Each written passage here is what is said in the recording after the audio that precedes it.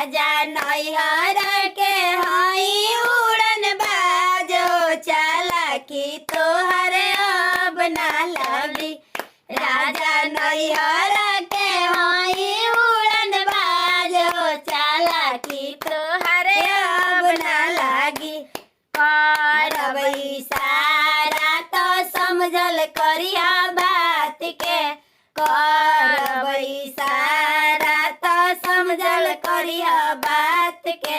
ना तो समाचार पूछब 12 बजे रात के, ना तो समाचार पूछब 12 बजे रात के।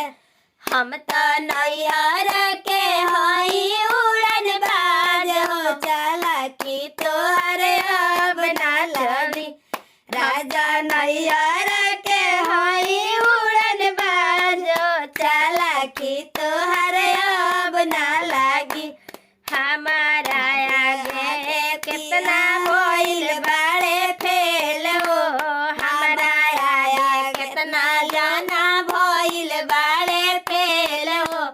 बढ़ चढ़ के बोलत रहले भइल बाड़े जेल हो, बढ़ चढ़ के बोलत रहले भइल बाड़े जेल हो।